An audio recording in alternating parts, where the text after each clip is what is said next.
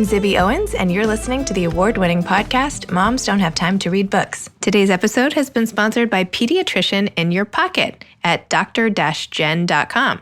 Dr. Jennifer Trachtenberg is a mother of 3 and a 20-plus year pediatrician, board certified, who has culled all of her amazing advice and made a series of 5-minute videos on everything from feeding and sleeping to safety and all types of parenting issues, which basically every parent out there can use, especially in the middle of the night when you can't reach your pediatrician. So this is like a must do, and she's offering a discount to everyone with code PIP20. PIP20 is the code to get 20% off of all of her modules. So definitely go to dr-jen.com and check it out. It's also on a link in my website too, zibbyowens.com. I'm here today with Teru Clavel, who's the author of World Class, One Mother's Journey Halfway Around the Globe in Search of the Best Education for Her Children.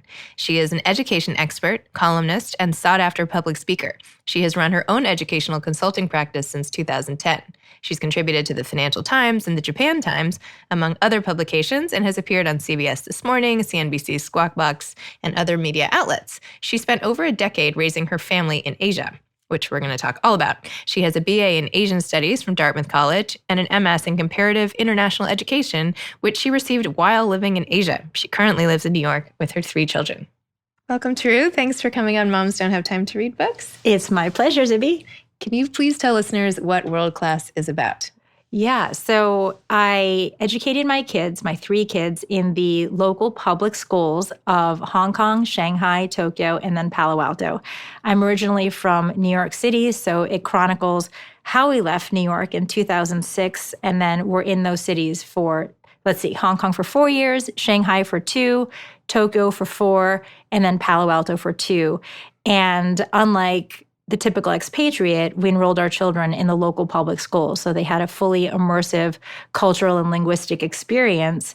And I was an education journalist overseas, and I have a master's in comparative international education. So it's, I would say, half anecdotal and half research-based. And it's basically to empower parents and educators, and hopefully legislators too, to understand what's going on overseas and what we can be doing differently or what we are doing really well here in the U.S. The book was pretty clear in that we are not doing as good a job here as we could be doing.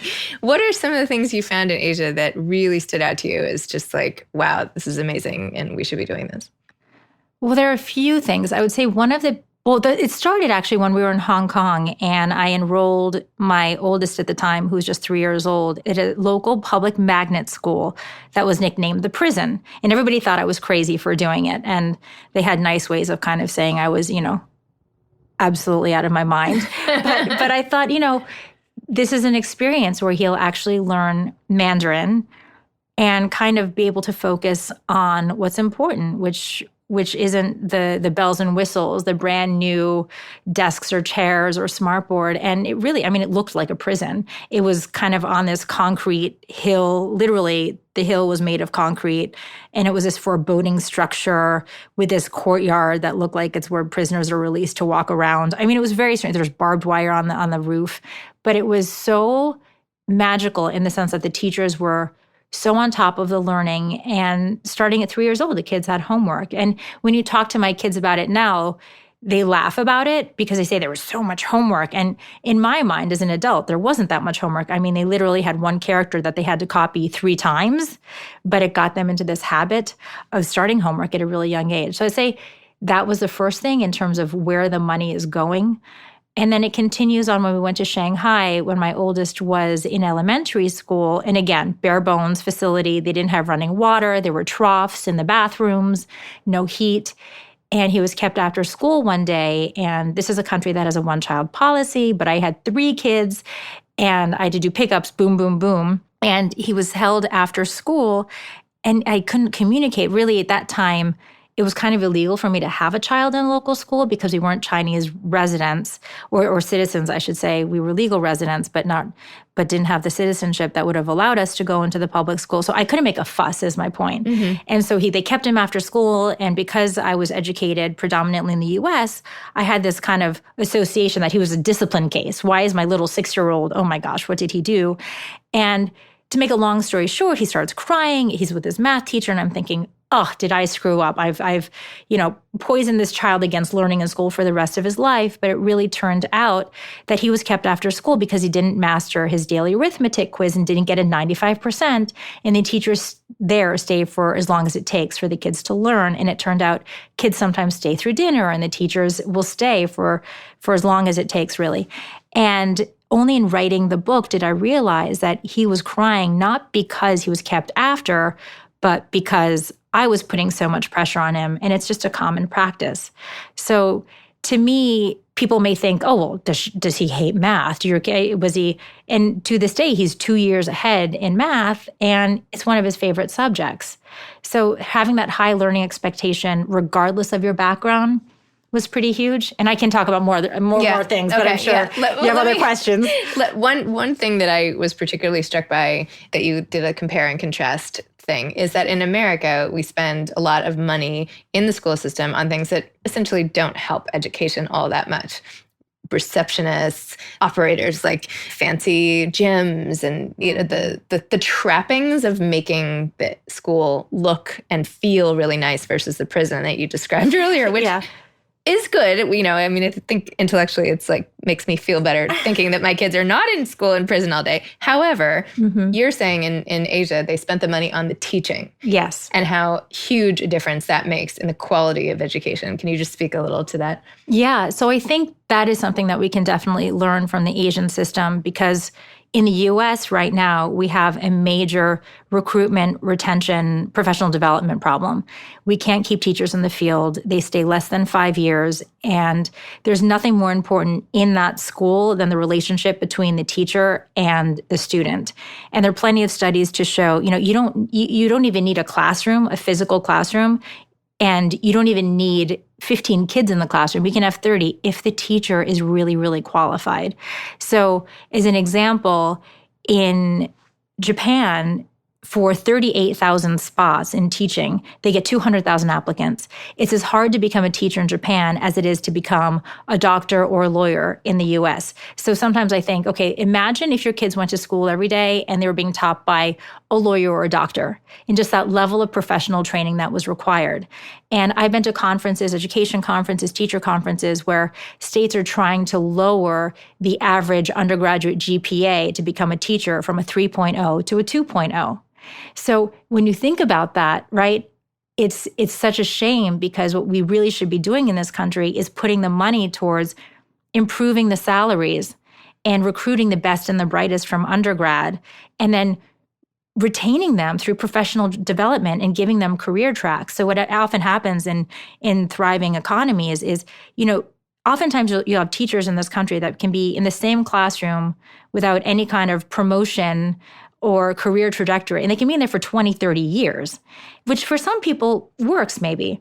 But for other people who are maybe a little more ambitious, they want to know, okay, I'm on the superintendent path. I'm on the path to become part of the Department of Education, or maybe I can be a senior master teacher or a mentor. And we don't offer that in this country, whereas in Japan, they do. And something that I think is pretty astounding is to become an elementary school teacher in Japan, these teachers have to be able to sing, sight, read, and keyboard. They have to be able to swim every kind of stroke in the pool. And before their exams in March, it's this joke, actually, that the teachers in training have to go to the playground and do all these kinds of spins on the bars, because that's what they're tested on, because they teach all those subjects. And you think about, could that ever happen in the US? Probably not. I mean, I couldn't do all those things. I couldn't do all those things. But to me, but then I realized. Can you imagine if we all had to go to a job interview and spin around like the uneven parallel bars to get a job? That's like if everyone had to do that to succeed. I know. Crazy. It is. Anyway. But they're the PE teachers too.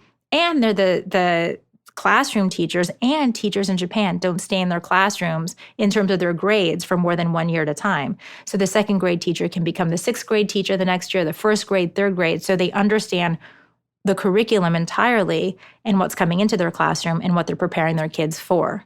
So if we completely did an overhaul, and I think it's up to states to be able to do this, because in terms of the education funding model, typical breakdown is 45% from local taxes, 45% from the state, and then 10% from the federal government.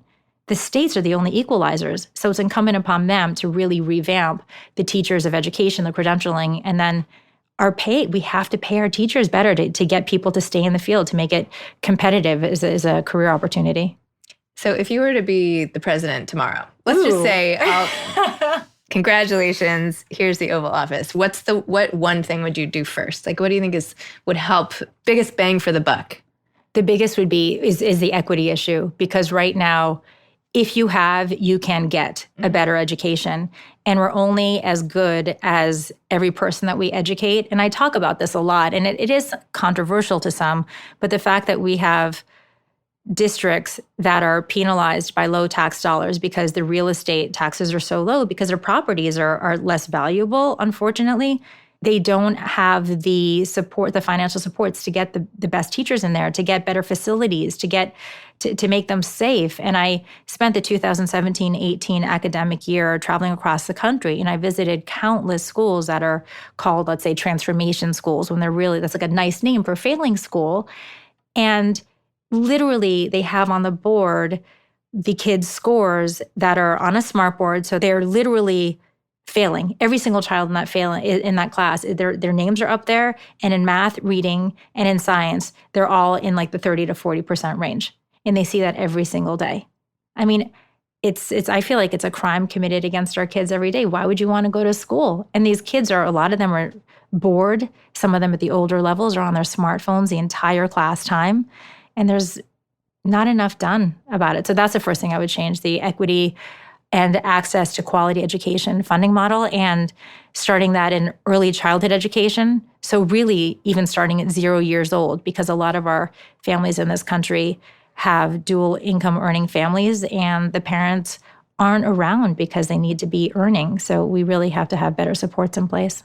Well, if I were the president, I would install you as my Minister of Education or whatever it was. Thank you. So we could do some good together. So let's talk a little about the book itself. Sure. Which was fantastic. Thank you. First of all, when you were going off on all these adventures, in the back of your head, did you think to yourself, this is going to be a great book? Did you ever think that? I have to be totally honest. When I met a book editor in the fall of 2014, and it never occurred to me at that point. I was an education journalist, and then she was talking about, it was still after its prime, but Eat, Pray, Love. Mm-hmm. And she said this, 3-part, people can grasp this. And I was like, oh, I have a book. I have Hong Kong, Shanghai, and Tokyo.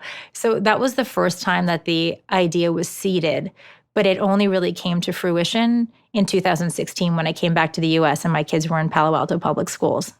And I love how the book was not just a treatise of education reform and what we should do and a political anything, but it was really your story and your story of being a mom and taking your kids through the systems and what you learned and all this stuff, which is what I'm most excited to talk to you about. Oh, good. And you also, all your chapters were named after TV shows. Yes. From when both of us were growing up, which was fantastic. And you said you had spent a lot of time watching TV growing up, a child of a single mom. Tell us a little more about your background growing up and how maybe this put you on the path to be an education advocate. Well, yeah. So I grew up in the New York, Connecticut area, and my mom was, 25 years younger than my dad. And the fact that they got together at all was kind of miraculous, because my mom was in Japan and her father fought against my American father in World War II. So I think I was this kind of, I don't want to say accident, but not a very common product. And then my mom came to the US, but she was also very different because of her generation. She was born right after World War II. And women of her generation were typically not that highly educated because it was considered a stigma because you would never get married. But she did very, very well at her high school. It was one of the most competitive high schools. And then she went off to college in Tokyo. She grew up in Osaka. And that was like she was cursed, like she was never going to get married. So she kind of found her ticket out of Japan when she met my father, but he was older and he wasn't well, so he passed away. So for the most part, I was raised by this single Japanese immigrant, and I was an only child. And our home was very culturally Japanese, and we spoke Japanese at home. So, and everybody else in my schools, or at the time, what I thought was just very American. And then I spent my summer vacations and most of my holidays in Japan. So during elementary school, I went to school in Japan during my summer vacation because their summer vacation begins the end of July. So I always had this kind of bicultural, comparative international education background that really informed my whole, like you said, trajectory. And I was fascinated by education because things I saw were done so, so differently. Even today, I feel like the way math is taught in our schools is so controversial, especially since the Common Core was implemented. And often I feel like the East Asian systems get criticized for being too rote.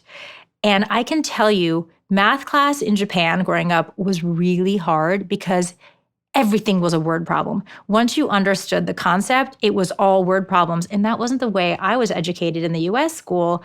And at one point, even for my oldest son, when I went to his desk when we were in Shanghai, his desk was just a mess. And I was going through all the papers and it was annoying because everything's crumpled up. And and I can't read Chinese. So I said, James, what is this? What is this book? And he goes, Mama, it's my math book. And there weren't even enough numbers in there for me to decipher that it was a math book because in first grade, there were that many word problems. Wow. So when you talk about the application of the content that you learn, so I grew up with this. So I grew up with kind of understanding both sides. So I don't even remember what the question you asked was at this point. No, I just like hearing about it. I'm like, where did I leave off? Fine. No, and you also said when you were growing up how you missed a lot of field trips because your mom couldn't even read the language that they sent home the letters in. And so you felt like you were constantly like an outsider and missing out. And oh, totally. The worst was in first grade when I missed field day. And I was one of those tomboys who loved winning races. And I remember showing up and it was already midway through field day. And just my mom had no idea. But that happened pretty regularly. So it was kind of funny that then I put my kids into school systems where I couldn't necessarily understand what was going on. So I didn't want the same experience. I didn't want my kids to have the same experiences. So I hired college kids to come and help me decipher and translate all the notices. And I made sure I was there. And even there's a lot of required parent education. In Japan, which Japanese is my first language, so this wasn't much of an issue. But in Japan, you have to literally opt out of parent education. So you have to write a letter if you can't show up. But in China, where I couldn't speak Mandarin, I would actually bring a bilingual friend of mine to sit through. One time it was 3 hours long and I felt so badly for her. Gosh. But to translate everything that was going on so that my kids wouldn't be handicapped by my handicap.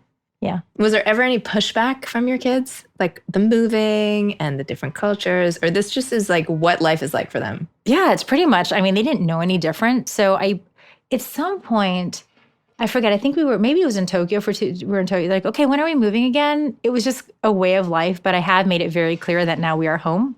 We are not moving again. And I'm really happy about that. Well, I feel like this huge relief that one of your kids has ended up at a school where one of my kids is, which means that at least I have not totally messed up the education of one of my 4 children. No, I don't. I think there are opportunities. And that's something that I hope comes across, at least towards the end of World Class. It's because I traveled through the U.S. to different schools. One of my final chapters is called Cheers, based after the TV show Cheers. And it's a testament to the amazing schools and educators that are out there. And there was one school I visited in LA, and it was their middle schoolers taking AP physics in one term, and they're getting 5 out of 5 on the AP exam. You mentioned in terms of, how the money is being spent. There's a school I visited in DC that has one of the lowest cost per pupil spending budgets. And the head of the school said very clearly, look at my front office. I have 2 admin for this entire high school. And there are other schools where the principal of the school will do anything to champion for his or her students and will go to whatever level it takes to find the funding, to find literally parents that are in the school who may be professors, who have an area of expertise to come in and teach a class and just leverage as many resources as possible. And now I will go back. Now I remember your question about the TV shows. Oh, yeah. Okay. Yeah, yes, I have to just say, so because my home was so Japanese, I learned so much from these TV shows. So that's why I named each chapter after a TV show from pretty much the 70s and 80s, although there's some from the 60s that are thrown in. So, my favorite was, sorry, I have to plug because I think it is funny and I want to hear your reaction to this. But so the Gilligan's Island. Yeah. When I landed in Hong Kong, I called it Gilligan's Island, landing on an island with a strange cast of characters. Because it's like, oh my gosh, this place was so foreign. Or when we first arrived in Shanghai, and I called it Mission Impossible because I thought I was going to die. Like every day, it was just such a difficult place. Because this was in 2010 when it was still a cash-based society and things were not as smooth as they are now. Well, it was a very clever way to attack such like an intellectual topic with something that like, made it sort of light and fun. And well, I appreciate it's a good that. blend. How do you feel about, I mean, I don't want to really get into screen time, but you obviously watched a lot of TV. I feel like I watched a lot of TV growing up. I don't know. It wasn't even like a thing. Like, do you feel like education is interfered with too much by screen time, or do you let your kids watch TV? Well, TV, I think, it can be okay. It just depends on what it is. I think the content, I think what we considered, I mean, even movies, like the movies that were rated R back then, I mean, I think today would be close to G. I mean, it's like, it's gotten so different. So I think, and it's hard to monitor because kids have so much technology anyway, and they're going to watch the movies before you allow them to watch them anyway. So I think it's just really important to have as many be proactive about your conversations with your kids because you're going to see it. Yeah. My husband, Kyle, and I were having this debate because my older son wants YouTube. And I'm like, but how can I give him a computer with YouTube unrestricted if I'm not around to see it? He's going to download, he's going to watch X-rated movies. Yeah, and Kyle's like, they don't have X-rated movies anymore. I'm like, what do you mean? He's like, they're not going to card you at the door and turn you away. They don't make those. And I was like, he's like, if he wants to find it, he'll just find it online. Anyway, whatever. So I'm I'm back in this whole 1980s, trying to get into a PG-13 movie in my head. So I'm like, but my son, my middle one, actually did go to a movie theater with his friends, and they would try to go see an R movie, and they were turned away. Oh, good. Okay. But of course, you know what they did? They bought tickets to another movie, and they snuck in. Yeah. So there. At least, at least there still are movie theaters. Yes, I agree. I agree. But getting off topic. So the publishing process, I know we've kind of been talking about this off the record, but you had this idea sort of in 2014 to make this into a book. Yeah. Then you went on and lived this exciting, international, amazing life and learned all this stuff. Tell me about sitting down to write this book. Where were you? How long did it take you? Did you enjoy the writing process? What did you not enjoy about this whole situation? So bring me to the current day. I know. So I feel like it's when they say everybody pays for it when you have a baby. If your pregnancy has been smooth and afterwards you go through. And to me, the process, which I think is a complete anomaly to getting a book deal, was seamless, which I think is almost completely unheard of. I pounded the pavement. I got my agent. My book proposal went to auction. It was this bizarre thing. But then after, it hasn't been smooth sailing since then, I don't think. But basically, I get the book deal, and I was living in the middle of Silicon Valley where things happen instantaneously. So I signed the book deal, and they said, okay, you have a year to write the book. And I was like, a year? What am I going to do with a year? To me, it could have been 20 years from now. But I did take that year, and I had all these pressures because I'd never written a book before. I was used to writing articles, and I had deadlines, and I knew I met those deadlines. I was that annoying person who, if it's due tomorrow, it's on the editor's desk by 8 a.m. that day, But then when you have a year, suddenly you have to have the crazy self-discipline of, it was really a challenging process. And then I had in my mind, okay, well, I have to wake up and I have to put my kids, I have to get them to school and I have to sit at my desk and write and I have to be productive and I have to, and you do the math all day. If I write 10 pages this day and then this is how many, it never worked that way. Half the thing was written at 2 a.m. in the car when the kids were at soccer. It was the most non-disciplined, disciplined process. And my book was due, the manuscript was due end of August 2000, when was it? So 2018. And I had a complete meltdown in July. And I thought it was, I can't use expletives, but, a pile of what. And I thought this is horrific, horrendous, the worst thing ever. I call my agent and she's like, you're right on time. This is exactly when I get a call from my authors. Actually, you're 2 weeks, it was late or early or something like that. And I go, well, now what am I going to do? This is terrible. I was like, I'm just going to cut my losses. I'm done. I'm not, this is just, it's just the most disgusting piece of whatever. And that's when it kicked into gear. I basically rewrote the whole thing in the next month. And it's so much better. But at the time, my life was falling apart. It was literally, I remember sitting in the lobby of a hotel crying because it was the nearest place I could find to just sit down. And it was And that's actually, believe it or not, when the idea of the TV titles came into play. It wasn't until the very kind of last minute.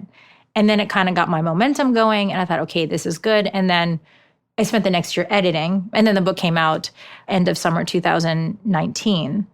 But the process was, I don't think, it was far from smooth. Yeah, but I guess I made it. But I think everybody has their own process. And I think, if anything, it's just don't have so many preconceived notions of how it has to be done. Because we're both moms. Like, that's always going to be my number one priority. And if my child needs me, I'm going to be there. I'm not going to be at my desk writing the book. And I also felt like I had an excuse, because every time my child needs me, I'm like, this is ethnographic research for my book. You know? So I was like, okay, it's like a write-off, which I probably use as an excuse too many times. But yeah, it was, yeah. But it wasn't, there are parts of it that have been challenging in terms of book publishing since it came out, in terms of just, there's so much, and I didn't know this because it went so smooth until then, but people move around so much in the publishing business. And I had heard about it, but it's almost like, yeah, that doesn't mean anything to me. And then literally almost everybody who was behind my book left their companies when the book came out. And that's really hard, because I'm like, hello, I'm a neophyte. I don't know what I'm doing. I need all the help I can get releasing a book. So you just need that toughness. Yeah. Interesting. Yeah. Any parting advice? Let's say people are listening, they're reading your book, they're fed up with the way the system is. What can we do to help things in the United States right now? Like, even just one person, is there anything we can do? Anything, or should we just like sit back and watch things crumble further? No, don't do that. I think the way I think about it is there are a few macro things that require systemic change that may not change for a generation, more than a generation. So those are things like the teacher training or the equity issues, the education governance, and changing the priority of where education is in our country. So something that I think about is when Xi Jinping gave was comparable to the State of the Union address in China. He talked about education, or he mentioned it 30 times. And during the last Democratic presidential debate, the word education came up 0 times. So that requires a huge cultural shift. So what I like to tell parents and teachers is, what can you do every day? And I break it up into, the first thing is having your expectations and mission statement very clear in your home. So talk about, what is an education? Is it about socialization, sports, academic outcomes? What is your academic expectation? Is it a 95%? Is it the 60% that schools require? What are you expecting? If the school doesn't teach something, are you going to teach it to your kids? Whether it be, I guess, memorizing your multiplication tables, which a lot of schools don't require anymore. But maybe if you do, you have to do it at home. Grammar, spelling. How many books do they read? What is writing? The whole child, the community, getting all those things, like define it in your home. And something that I tell parents that I think is an easy takeaway is, what are you modeling for them? What are you talking about? Because if all you're talking about is sports, they're going to get validation and they're going to think love from their parents by being really good at sports. But if you talk about, how was this class and how are your friendships, you're showing them what's important, and they will want to meet your expectations. It's literally like a pie chart. Figure out how much time you're spending doing what and talking about what. So that's one actionable thing. And another thing is, please limit the technology, because there's too much research now that shows the more exposure our kids have to technology, especially starting at an early age, the lower their academic outcomes. It's associated to all kinds of anxiety, social, emotional issues. So as a society, we definitely have to take a step back, but also as parents, we have to limit it until these kids have the self-discipline to be able to monitor it. And they just don't if they're under 12 or 13 years old. And there's lots of research now that shows that the best indicator of academic success isn't IQ. It's actually self-discipline. And technology is the antithesis to instilling self-discipline. So those are some things that I would say. I don't know if you knew this, or you probably did, and I'm probably the last one to know this, but I was looking over one of my kids' shoulders when they were playing a game, like from an app. Every 2 seconds, there's another ad for another app. Yeah. And you have to like play it to get to the anyway, I spent like half an hour looking at this, and now I've deleted every game on everybody's device in the whole, and I'm like, we are not playing games anymore. There are no games. Not that everybody was sitting around playing games all day, but like even 20 minutes, even like whatever. I can't. It's like so bad. So anyway, I mean, this is like a 2-day-old thing for me, but it's true. But it's true. I mean, it's so true. The product placement that our kids, it's insane. the advertising, I had no idea. Yeah, it's very sneaky. It's very sneaky. I mean, the fact that my 10-year-old daughter can tell you what Cialis is for and every other kind of medication because we'll just be watching family-friendly TV and I mean, it's so funny. She's like, "Oh, you have dry skin?" She'll give you the solution. I'm like, so funny. This is different. This is not the way we were raised, you know? And then at the end they say all the caveats, like, you know, if you're allergic to it, you could have a heart disease. You could do this. And this medication may cause death. Yes, exactly. Yeah. Okay, well, it's a risk. Yeah, there you go. I'm like, oh my gosh, my daughter's now going to be investing in pharma tech, in pharma stock. You know what I mean? I was like, okay, wonderful. Parting advice to aspiring authors. And this is something I have to tell myself. So I'm preaching to myself as I say this, love the process.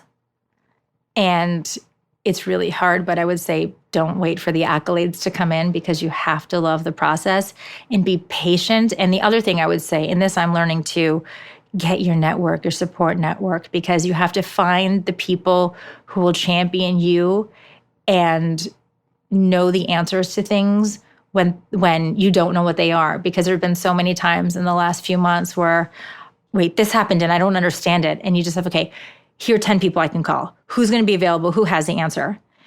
Because we've all been through it. And I find, so this is one thing. I went to a lot of education conferences. I took writing classes. A writing conference that I went to in 2014, there was this keynote speaker who was a best-selling author. And he said something that has always resonated with me. He goes, it doesn't matter if you're successful or not. In this business, there are no a-holes. You can't be successful if you are one. And now that I'm a little further in the process, it's because it's so humbling. And you do want to help everybody else. So finding those people, I think, is crucial. Because you're solitary. Like when you're writing, you're alone. So, you know, it's important to get out there. Excellent. Well, thanks so much for coming on Moms Don't Have Time to Read Books. So thank you so much, Zippy. Thank you. Thanks. Thanks for listening to Moms Don't Have Time to Read Books, the award-winning podcast. Today's episode of Moms Don't Have Time to Read Books was sponsored by Pediatrician in Your Pocket by Dr. Jennifer Trachtenberg, dr-jen.com. Enter code PIP20, PIP20, for 20% off of these can't-miss modules that will make your parenting life so much easier. You can follow me on Instagram at Moms Don't Have Time to Read Books. Thanks so much to Steve and Ryan at Texture Sound for the sound editing. And thank you to Morning Moon Productions for providing this fantastic intro and outro music. Thanks for listening. You could always email me at zibby@zibbyowens.com.